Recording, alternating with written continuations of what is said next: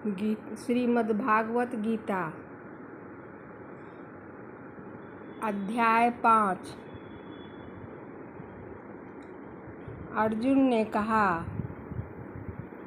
हे कृष्ण, कभी आप संन्यास माध्यम से कर्म करने की और कभी निष्काम माध्यम से कर्म करने की प्रशंसा करते हैं। इन दोनों में से एक जो आपके द्वारा निश्चित किया हुआ हो और जो परम कल्याणकारी हो उसे मेरे लिए कहिए।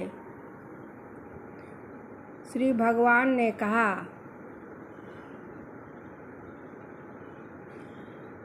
संन्यास माध्यम से किया जाने वाला कर्म सांख्य योग और निष्काम माध्यम से किया जाने वाला कर्म कर्म योग, ये दोनों ही परम श्रेय को दिलाने वाला है, परंतु सांख्य योग की अपेक्षा निष्काम कर्म योग श्रेष्ठ है।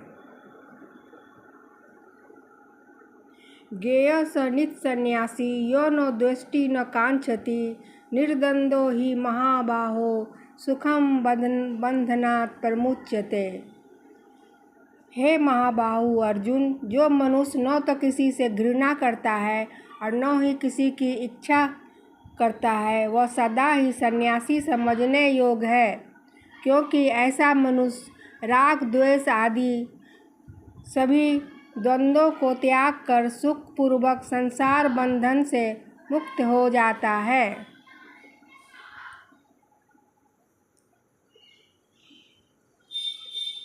चौथा श्लोक। अल्पज्ञानी मनुष्य ही सांख्य योग और निष्काम कर्मयोग को अलग अलग समझते हैं, न कि पूर्ण विद्वान मनुष्य, क्योंकि दोनों में से एक में भी अच्छी प्रकार से स्थित पुरुष दोनों के फल रूप परम सिद्धि को प्राप्त करते हैं। पांचवा श्लोक। जो ज्ञान योगियों द्वारा प्राप्त किया जाता है वही निष्काम कर्म योगियों को भी प्राप्त होता है। इसीलिए जो मनुष्य सांख्य योग और निष्काम कर्म योग दोनों को फल की एक ही दृष्टि से देखता है, वही वास्तविक सत्य को देख पाता है। छठा श्लोक। हे महाबाहो, निष्काम कर्मयोग के आचरण के बिना संन्यास सर्वस्व का त्याग दुख का कारण होता है और भगवान के किसी भी एक स्वरूप को मन में धारण करने वाला निष्काम कर्मयोगी पर ब्रह्म परमात्मा को शीघ्र प्राप्त हो जाता है। सातवां श्लोक। योग युक्तो विशुद्धात्मा विजियात्मा जितेंद्रिय सर्वभूतात्मा कुर्वन्नपि न लिप्यते।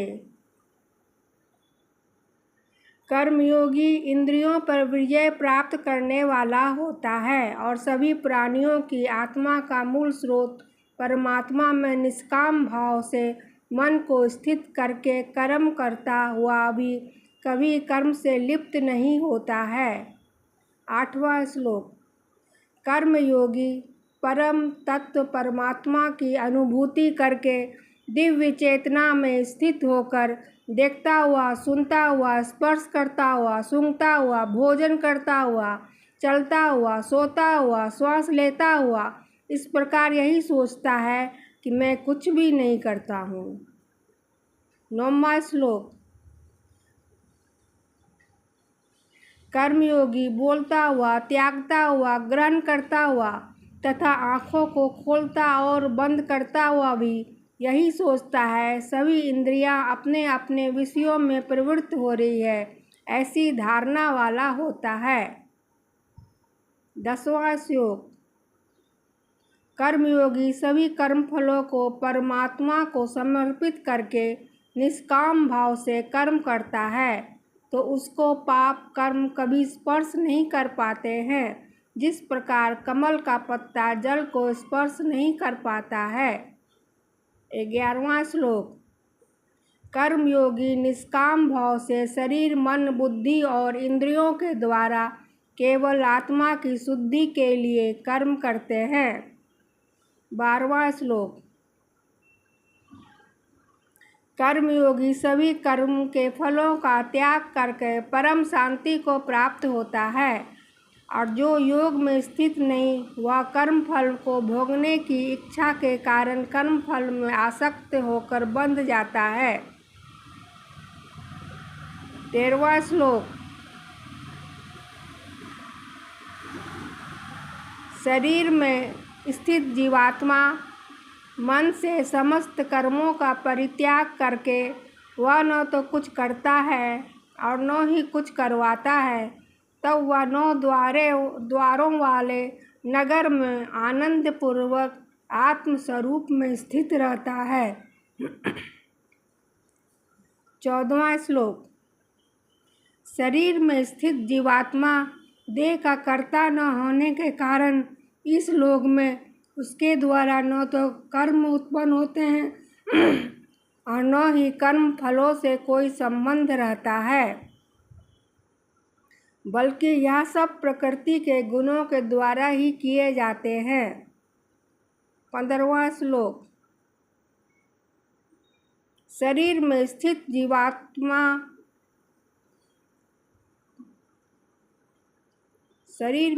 परमात्मा न तो किसी के पाप कर्म को और न किसी के पुण्य कर्म को ग्रहण करते हैं, किंतु जीवात्मा मोह से ग्रसित होने के कारण परमात्मा जीव के वास्तविक ज्ञान को आच्छादित किए रहता है।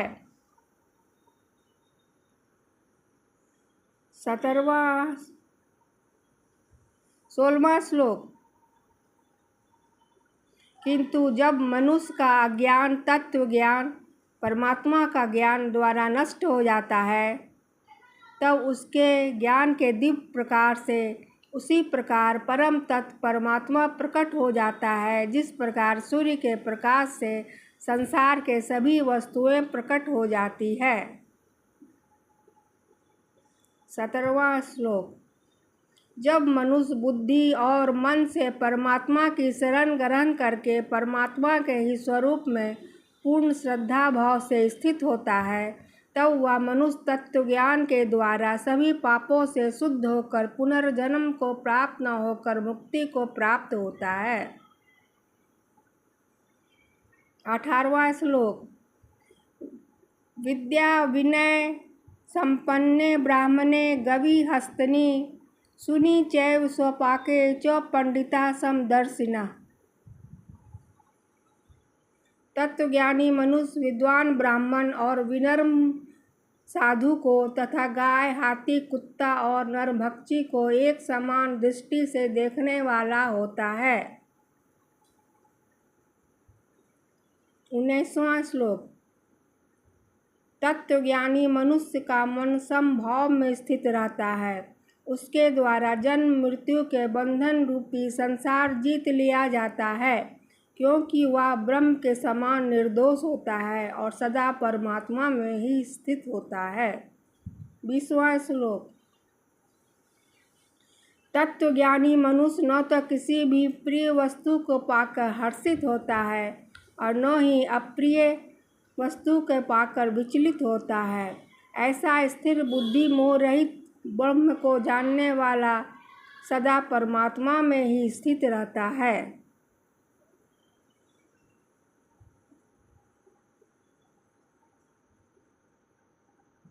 21वां श्लोक।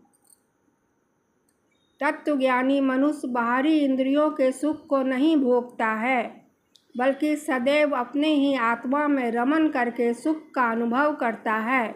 ऐसा मनुष्य निरंतर पर ब्रह्म परमात्मा में स्थित होकर असीम आनंद को भोगता है। 22वां श्लोक। हे कुंती पुत्र अर्जुन, इंद्रियों और इंद्रिय विषयों के स्पर्श से उत्पन्न कभी तृप्त न होने वाला यह भोग प्रारंभ में सुख देने वाले होते हैं और अंत में निश्चित रूप से दुख योनि के कारण होते हैं। इसी कारण तत्वज्ञानी कभी भी इंद्रिय सुख नहीं भोगता है। 23वां श्लोक। जो मनुष्य शरीर का अंत होने से पहले ही काम और क्रोध से उत्पन्न होने वाले वेग को सहन करने में समर्थ हो जाता है, वही मनुष्य योगी है और वही इस संसार में सुखी रह सकता है। 24वां श्लोक। जो मनुष्य अपनी आत्मा में ही सुख चाहने वाला होता है और अपने मन को अपनी ही आत्मा में स्थिर रखने वाला होता है, और जो आत्मा में ही ज्ञान प्राप्त करने वाला होता है, वही मनुष्य योगी है और वही ब्रह्म के साथ एक होकर परब्रह्म परमात्मा को प्राप्त होता है। 25वां श्लोक। जिनके सभी पाप और सभी प्रकार के दुविधाएं ब्रह्म का स्पर्श करके मिट गई हैं, जो समस्त प्राणियों के कल्याण में लगे रहते हैं, वही ब्रह्म ज्ञानी मनुष्य मन को आत्मा में स्थित करके परम शांति स्वरूप परमात्मा को प्राप्त करके मुक्त हो जाते हैं। 26वां श्लोक। सभी सांसारिक इच्छाओं और क्रोध से पूर्ण रूप से मुक्त स्वरूप सिद्ध आत्मज्ञानी आत्म संयमी योगी को सभी ओर से प्राप्त परम शांति स्वरूप पर ब्रह्म परमात्मा ही होता है। 27वां और 28वां श्लोक। सभी इंद्रिय विषयों का चिंतन बाहर ही त्याग कर और आँखों की दृष्टि को भुवों के मध्य में केंद्रित करके प्राण वायु और अपान वायु की गति नासिका के अंदर और बाहर सम करके मन सहित इंद्रियों और बुद्धि को वश में करके मोक्ष के लिए तत्पर इच्छा भय और क्रोध से रहित हुआ योगी सदैव मुक्त रहता है। 29वां श्लोक। ऐसा मुक्त पुरुष मुझे सभी यज्ञों और तपस्याओं को भोगने वाला, सभी लोकों और देवताओं का परमेश्वर तथा संपूर्ण जीवों का उपकार करने वाला परम दयालु एवं हितैषी जानकर परम शांति को प्राप्त होता है।